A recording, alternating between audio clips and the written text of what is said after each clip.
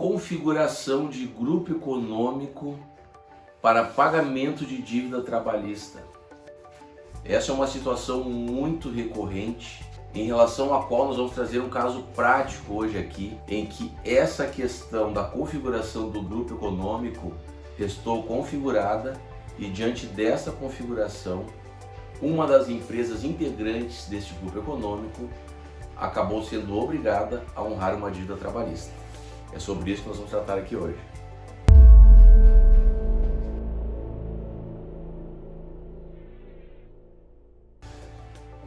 A 8ª turma do Tribunal Superior do Trabalho acabou condenando uma empresa ao pagamento de dívida trabalhista que era originariamente advinda de uma outra empresa que acabou entrando em recuperação judicial e, no trâmite do processo da recuperação judicial, acabou criando 3 unidades autônomas, à luz do que preconiza a Lei de Falências, que autoriza sim a criação de unidades autônomas. Porém, nesse caso, restou configurado o grupo econômico, e nós vamos entender o porquê. Este trabalhador ingressou com uma ação trabalhista em 2005. Ele exercia atividade de fiscal e havia obtido uma sentença favorável, uma sentença procedente. Porém, passados 4 anos, essa empresa acabou impetrando um pedido de recuperação judicial perante a Vara Federal Falimentar do Estado do Rio de Janeiro. E esse pedido foi deferido. E ante o deferimento desse pedido, essa empresa conseguiu a suspensão das execuções de débitos trabalhistas e de outros credores, a fim de que pudesse se reorganizar, se reestruturar dentro do processo falimentar e, a partir daí, voltar a efetuar os pagamentos de forma paulatina e proporcional. E dentro desse processo falimentar, existe uma autorização legal que permite a criação de unidades autônomas, que são empresas independentes que podem atuar dentro desse procedimento no sentido de auxiliar a arrecadação de fundos, porém elas não ficam necessariamente vinculadas ou solidariamente devedoras da empresa originária. Nesse caso especificamente, essa situação infelizmente pretendia mascarar uma eventual sucessão empresarial, pois restou comprovado dentro do processo que as unidades não eram autônomas, pois quem havia constituído essas 3 novas empresas eram os mesmos sócios da empresa devedora principal, apenas com um CNPJ diferente e com um quadro societário diversificado. E diante desse quadro, restou configurado não a criação de unidades autônomas, como permite a Lei de Falências, mas sim de sucessão empresarial, e em decorrência disso, restou configurado o grupo econômico.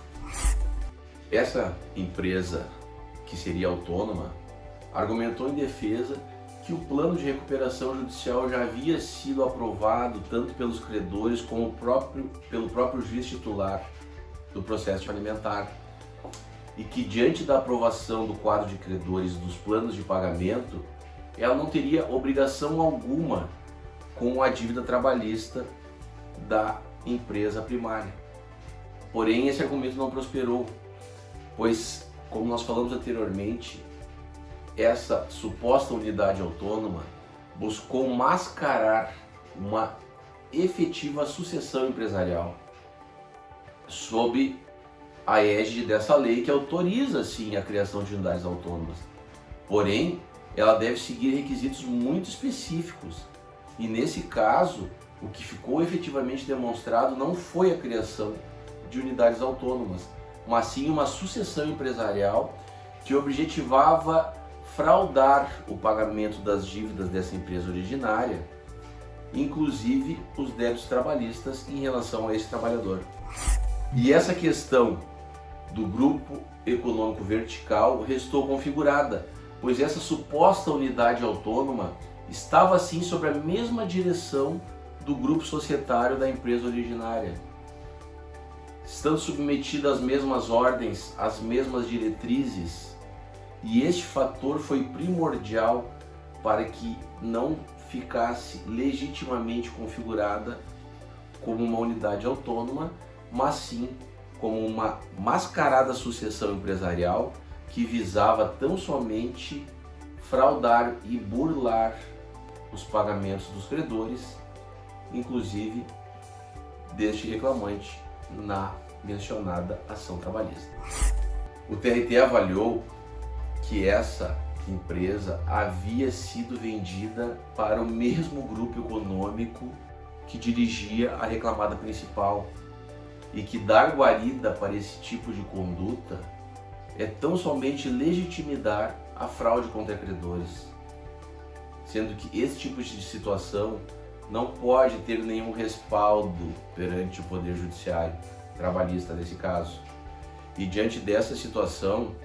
manteve a responsabilidade subsidiária dessa suposta unidade autônoma e a mesma restou sim obrigada ao pagamento desses débitos trabalhistas. Dessa forma, a relatora do recurso ordinário entendeu sim que essa suposta criação de unidade autônoma não preenchia os requisitos legais, uma vez que,